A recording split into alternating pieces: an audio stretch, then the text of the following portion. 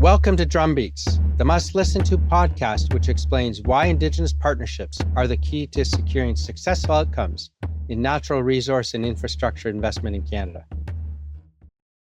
I'm Mark McNack, and my co-host Robert Brandt and I are joined today by Matt Jamieson, CEO of Six Nations of the Grand River Development Corporation, to discuss how Indigenous-led enterprise is driving sustainable economic transformation. As the economic engine of Canada's largest First Nation, the corporation was launched in 2015 with a clear mission to separate business from politics and deliver lasting community benefits. Under Matt's leadership, it has done just that, generating $295 million in direct community benefits and spearheading major infrastructure projects. One standout success is the Oneida Energy Storage Project, a $700 million, 250 megawatt battery facility completed ahead of schedule and under budget. Developed through a multi-partner collaboration, the project tackles renewable energy intermittency and supports Canada's net zero goals. Throughout, Matt has championed Indigenous leadership and deep community engagement as the foundation of sustainable and successful development. Well, Matt Jamieson, the President and CEO of the Six Nations of the Grand River Development Corporation. Welcome to Drumbeats. It's a real pleasure to have this chance to chat. Well, Rob, thanks very much for having me, and I look forward to the conversation with you and Mark. Yeah, great to have you here, Matt. We're very, very pleased to have you on with us to tell us what's going on with Six Nations. Why don't you, first of all, give us a bit of background about Six Nations and yourself and where you grew up and where you are in the land called Canada. Okay, great. Listen, always proud to talk about Six Nations. Six Nations of the Grand River is the largest First Nation in Canada. We're located about 1 hour west of Toronto in the province of Ontario. And, I am a member, of course, of the community, a member of the Tuscarora Nation. My father's a Mohawk Nation member. And Six Nations is true to its name. It's one of the only jurisdictions or territories, I think it's the only territory in North America where all six Haudenosaunee or Iroquois nations cohabitate within the same footprint. And it really is a rich land, and I'm really, really tremendously proud to represent the interests of my people. For those who know, the Mohawk Nation is a powerful and mighty tribal nation that we as a community hold ourselves in high regard, not only to do what's important, but also to set an example of what's possible. And so, I grew up here at Six Nations under the leadership of two great parents. My father actually is a retired banker, was the founding executive for the Bank of Montreal's Indigenous banking unit across the country. And so he charted a path for me as a young man to see what's possible. My mother, on the other hand, my father, Ron, Ron Jamieson, a legend in Canadian banking and Indigenous business circles. And to this day, Rob, I follow in his footsteps. He's been retired for over 20 years now, but he left a legacy, and he also he blazed some trails that I think have been very helpful for many nations across the country. In addition to that, certainly I would say the real powerhouse in my household as a child was my mother, Rebecca Jamieson, who is the CEO of the Six Nations Polytechnic, and she in and of herself was also a trailblazer in the education space. So I had the benefit of growing up in Canada's largest First Nation by population under the leadership of two fantastic parents who basically ingrained in my mind that, the past doesn't have to be indicative of the future. And I was able to, take that knowledge that was transferred to me from my parents and apply it in my own way to my community to take the Six Nations Development Corporation into its new path of prosperity. So you grew up in a great family, and that set you off. Where did you go to school then? Where did you get your education that led you to a CEO of a large enterprise like you are today? Well, I think from an academic standpoint, I was a late bloomer. I was a kid who grew up on the res, very much like many youth grow up on a reserve, looking, at ways in many cases, like, how do I preserve my ability to stay within the protection mechanism of our community? And, it took me a while to actually go off and pursue, post-secondary academia in the way that I have ultimately did go down that path. But when I left the community, I initially worked in the casino business in Ontario as it emerged in 1996. And, I was very good at it. That casino industry took me into the United States. I spent time in Nevada and New Jersey and the Caribbean, and got a lot of exposure to, corporate America and how they do business from the casino gaming standpoint. And it was valuable experience for me. And as I said, I was good at it. But at the same time, there was a moment of reckoning for me. And that moment of reckoning came when I started to reflect on what the output or the value of creation that I was in pursuit of.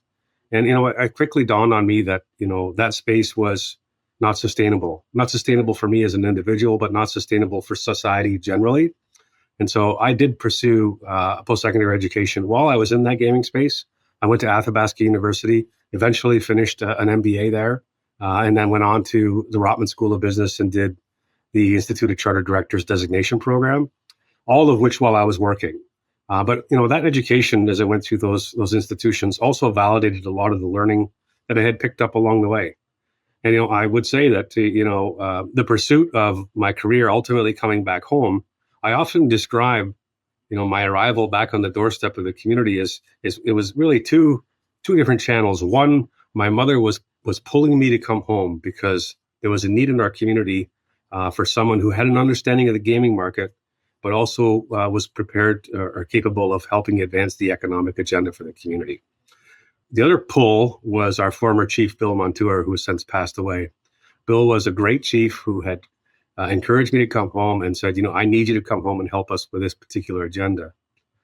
And, one time in my career, I worked for a CEO, and he was pushing me to do something that I really didn't want to do. And he said, Matt, the web of comfort in your job is the same web that holds you back. And I always looked at that web of comfort in the community as being like my comfort zone as a young man. And when I broke through, I never wanted to come home.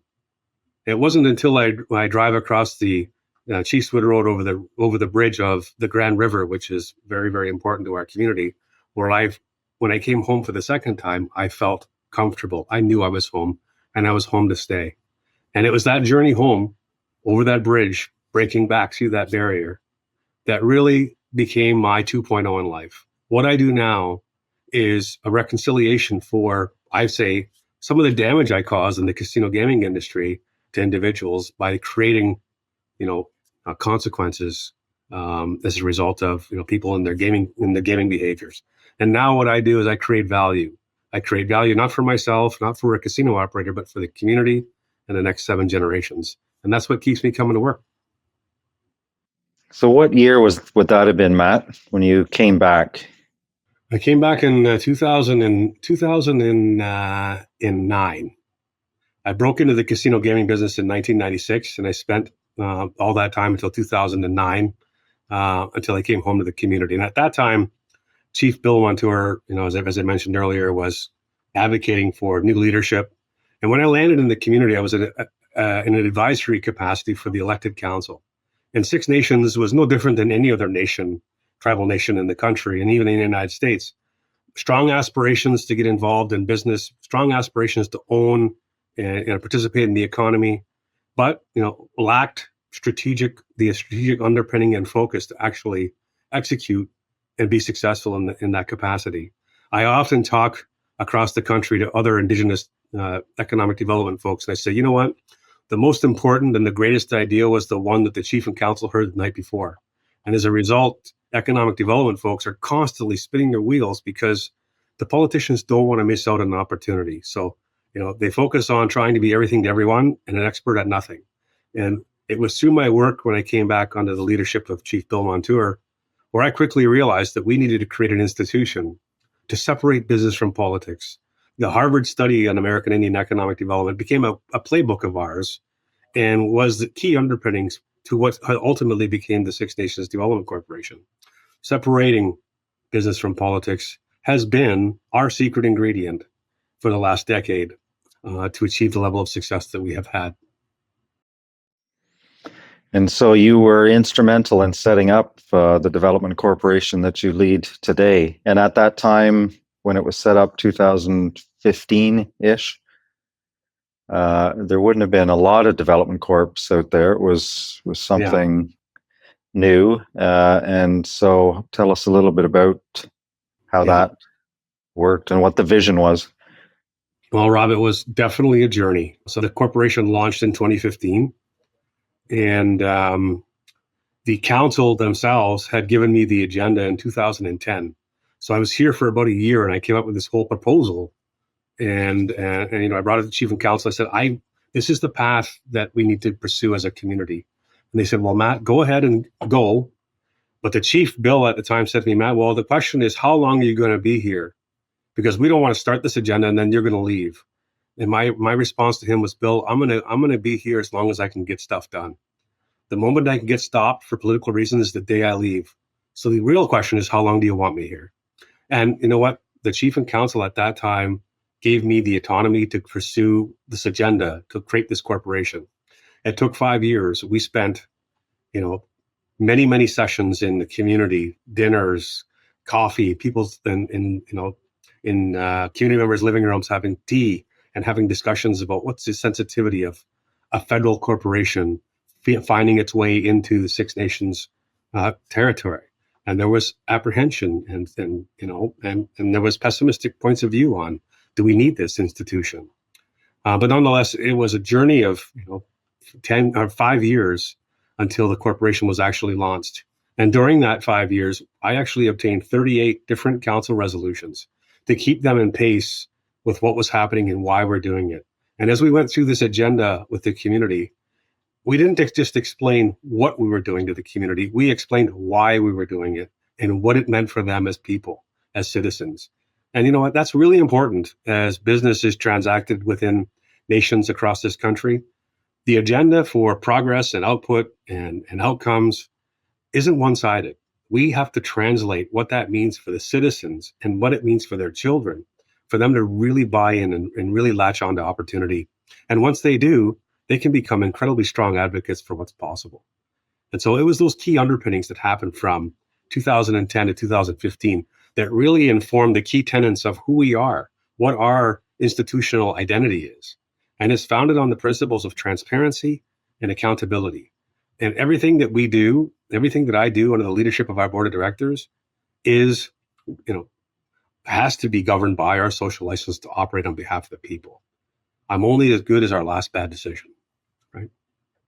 Fascinating story, Matt. And, the words you just used, social license, right, is so important. And Rob's obviously been over in London, worked internationally. I have most of my career. And what you're talking about in that process really isn't out of context of how people work in many societies around the world. It is different in Turtle Island, or what's now called North America, where it's like, oh, get things done. We got the deal done right away onwards.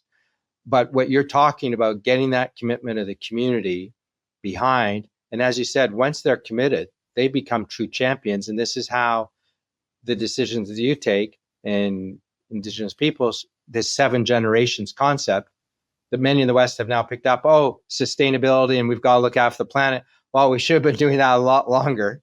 And a lot of us would have been always in purpose-driven businesses if we'd really been thinking. But now that sets a platform for long-term success because they've accepted, they've understood, and now they're committed. And I'm sure they feel the ownership and responsibility of what you're trying to achieve with your corporation. So thank you for sharing that. I think that's really helpful background for our listeners. Yeah, it certainly is, representative of one of the paths of progress, right? If you look back at the history in Canada and specifically the history of Six Nations, we've been engaged in land litigation, treaty litigation with the Crown for 30 years on one particular claim. And we have not yet got our day in court. So you see that, the legal pathway is there. It's navigating a legal system that wasn't necessarily crafted or created for our interests, but nonetheless, we are navigating that in the pursuit of justice and reconciliation. And then there is the other path, which often gets all the headlines, which is the path of disruption, protest. You see that front and center on all the major newspapers where, geez, you know what? There's a hostility here. But you could imagine that if you're a youth growing up for the last 2 or 3 generations and you were hearing firsthand from your ancestors that there's no progress here, that, suddenly disruption becomes a path, and it has happened. And then there's the path which I choose, which is the boardroom, right? And the path through the boardroom hinges on that social license to operate, Mark, and how we do things. We need to stay true to our identity and our authenticity of who we are and how we do things. But when we find opportunity that's on our terms, we are the strongest advocates, and we can move mountains in the marketplace. And we have done that in the energy markets here in Ontario. So true, Matt. And when you talk about those different paths, I mean, one of the drivers for the Canadian Indigenous Investment Summit in London every year, and this podcast, Drumbeats, is to make the international audience especially aware that there are these other paths. I've had situations in London, sitting in London with a client, where the client has looked at his phone and said, there's a branch blockading a railway in Canada somewhere. Is related to you? And those are the types of stories that hit the headlines in London. And there's a bit of a perception that all Indigenous people are against all development. And that's certainly not true when it's done the right way, when it's approached in the right way. Indigenous peoples can be very, very supportive. And as you said, the best partners. You've proved that time and time again. Sorry, Rob. What was your answer? in that particular case, it was a cousin. Okay. Well, just so everybody recognizes the importance of the Brant name, the first 4 kings who came over to visit Queen Anne, one of them was the grandfather of Joseph Brant, and then of course Chief Joseph Brant is famed for his loyalty to the British and fighting for his nation, and that's the connection. So Rob and I have. So if anybody's questioning about Rob Brant's commitment to economic development and reconciliation, he's 150% behind it. Mm-hmm. Without a doubt. Rob and Matt and Mark. I mean, we've all got to tie in. Yeah. Well, there might be an odd cousin though on the Brant side. We're not sure of, but you can go have a chat with them, Rob. Maybe we need a family call and meet all the Brants one day. Anyways, and well, the Mohawks after the American Revolution in Upper New York State moved up first to Montreal and then came down when land was deeded by the Crown as compensation for the land lost in New York as a result of that war. And so my family settled in Tyendinaga territory between Toronto and Montreal, and others went on with Chief Joseph Brant to Six Nations, where Matt is today. That's right. Yes. So my ancestors came up from Schenectady, New York. All the Scottish want to be ruled by the dictator across the pond instead of down the street. And in the past 10 years, we've proved ourselves right twice that was a good decision. Anyway, why don't we hear about Ontario Oneida Energy Storage? Because this is really something. Yeah, just your latest project. Yeah. So I'll step back a little bit before we talk about Oneida. I'll step back to 2000 to as far back as 2011. So as we were in the formative stages of creating the Six Nations Development Corporation, we were in parallel in discussions with developers, wind developers, solar developers here in Ontario. There was a feed-in tariff program under the government of Ontario at the time, which incentivized, development of renewable energy assets. And we were like, hey, this is one of those opportunities that allows us to participate in the economy in a way that's aligned with our values. This is green, carbon reducing assets. This is going to harness the value and the power of Mother Earth to create value, not just for us, but for future generations. So we quickly aligned ourselves with key developers in the region, and we're able to leverage our position to participate as equity investors and owners of large scale wind and solar. And so we've got almost 2 gigawatts of renewable energy generation that we're invested in the market. As an investor or owner in those assets, though, we quickly saw the intermittent nature of the wind and the sun and how these assets produce value. At the same time, in parallel with that volatility of production, we also heard from our neighbors. On one hand, they're looking at a wind turbine out of their window, and on the other hand, they're looking at their hydro bill. The power bill is going up. They're associating one with the other. And in some cases, that was true because the contracts that were awarded back in 2010, 2013, they were lucrative because the province of Ontario was attempting to spur investment, to spur economic growth, to create a new economy here, the green economy in Ontario. And so we, as an investor and a neighbor, we heard very clearly that there was this frustration around energy generation assets, renewable generation assets. But we know it was emotional to us. We wanted to be involved in more renewable energy development, but we knew that there was no solution in the market to harness this great value that was being produced. When the wind's blowing at night, when the sun's shining during the day, and people aren't using the power, it's being lost. And there was no way to harness that great value. And so in 2017, we met a small company in Toronto called Enerstore. And Enerstore are experts in energy storage. Very small, nimble boutique shop, experts at what they do. We put our heads together here at Six Nations in our boardroom and talked about what's possible. How can we build something, a large battery storage facility that's going to harness this value, be a grid-connected asset so we can draw power from the grid when it's not needed and push it out to the consumers when it is. And that was where the concept of the United Energy Storage Project was born. In 2018, we signed an agreement with Enerstore, and we carried the football together as co-partners, so 50-50 partners. We put hundreds of thousands of dollars at risk to convince at that time the province of Ontario that an energy storage of this order of magnitude is needed. It's critical for the future of our country. It's critical to meet our net zero goals of our future generations. And so it took us a long time. And in 2022, we brought in Northland Power, large publicly traded company in Canada, who brought in additional firepower from a financial perspective to help us and get us across the line with the province of Ontario and the ISO that led to the contract. And it was through the involvement of Northland Power, together with Enerstore and Six Nations, as well as Aecon, our partner. Aecon is a partner of ours for a long time. We came together and ultimately constructed this facility, which was a $700 million energy storage project, 250 megawatts, 1,000 megawatt hours, so it's a 4-hour cycle time. And we're very proud. That project was just commissioned last month, ahead of schedule and under budget. And so I think that speaks to the power of what's possible with Indigenous partnerships at the forefront of an idea. As I said earlier, if we can get behind an idea and be part of the concept, we can advocate and move mountains. And that means moving mountains with government, influencing public policy. But you go out to the markets to raise capital, you go out to raise financing. It gives a lot of peace of mind for large financial institutions to see that the rights holder, i.e. Six Nations in this case, is actually an investor and partner. It goes a long ways to de-risk the project and crowds in lots of opportunity, like the Canada Infrastructure Bank, who are also a key player in the whole transaction. I know we'll probably talk about it more, but I will just leave you this snippet.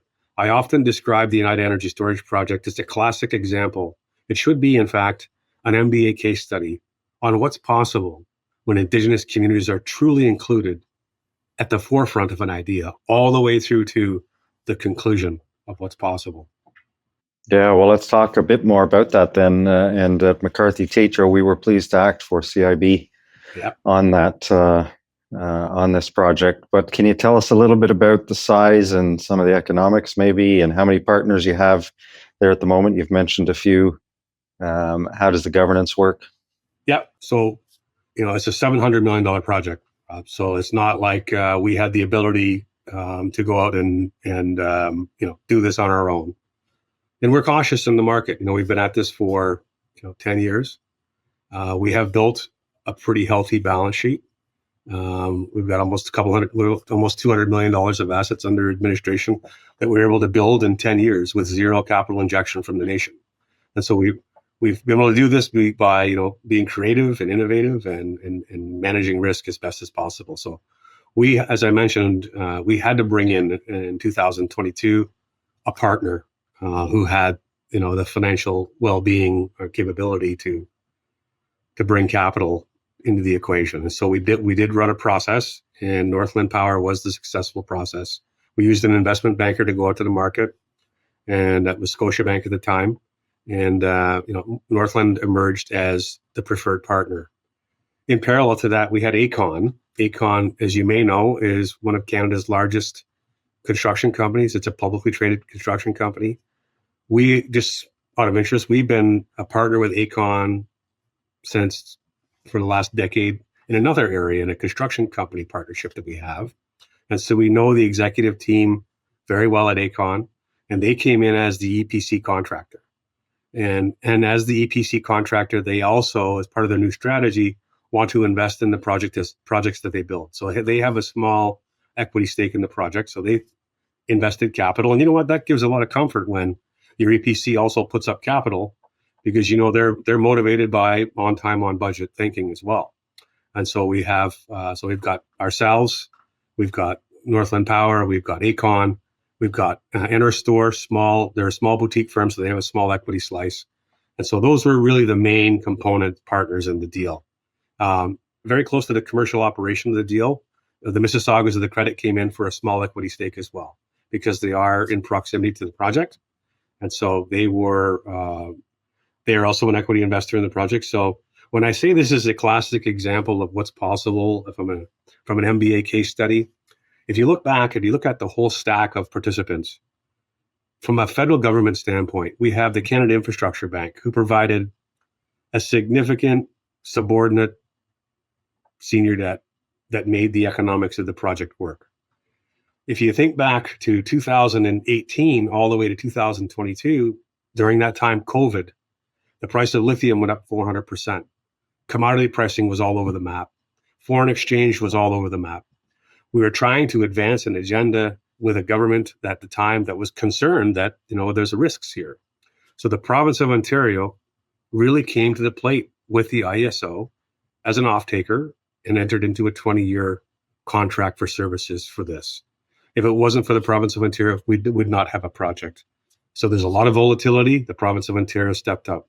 The federal government stepped up to the Canada Infrastructure Bank, provided that financing mechanism that helps share that risk. The NRCan also provided a $50 million innovation grant to the project, which also made it viable. You got to remember, this is something that's never been done before in the country. It is in an order of magnitude that many couldn't fathom, a $700 million battery plant. So you've got the federal government, the provincial government, you've got the Canada's largest First Nation, you've got public companies in Northland Power and Aecon, private companies in Interstore, and you've got a host municipality in Haldimand Council who are a willing host for the project. You know what? It checks all the boxes of what's possible. But in order to check all those boxes, we needed to be part of the conversation all the way back to 2018. It was our idea, and we just found the right partners to help carry the football with us.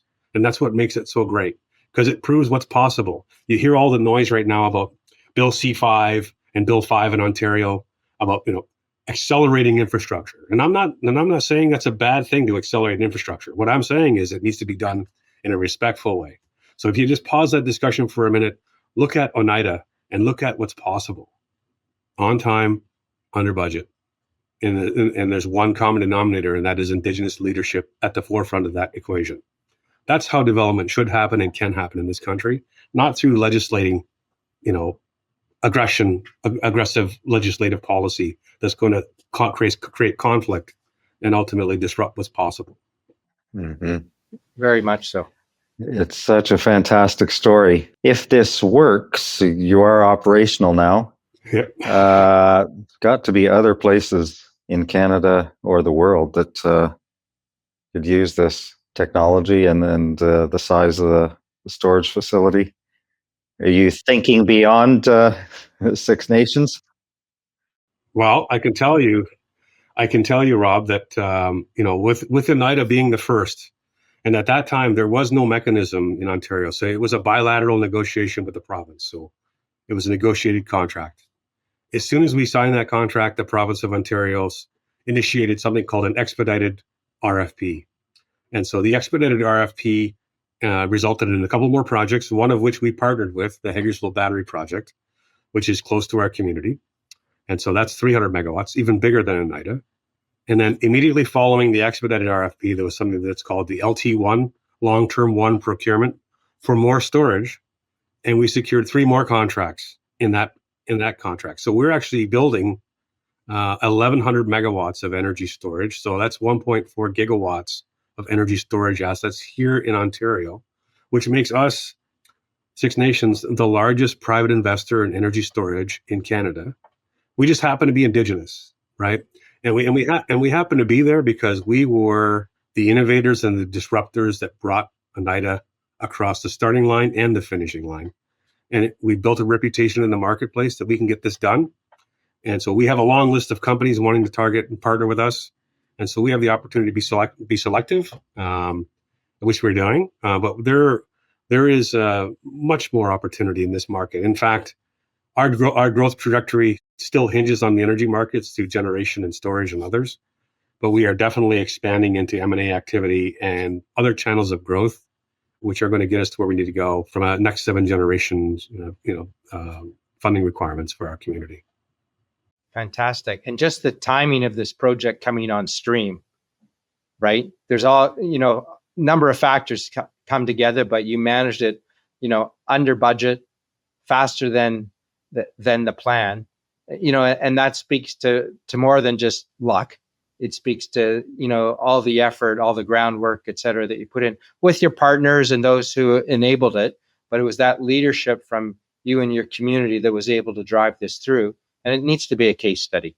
So that can be a separate conversation about time to get some of these Canadian business schools doing some case studies. I know Rotman, and you went to Athabasca, and I went to Queen's, McGill, all these schools, universities, and over here, we need to get talking to them and share some of this, because that is a classic case study. As you said, a lot of people talk about the Harvard case study about Indigenous governance, and we need to get some new case studies out there talking about what's going on in Canada.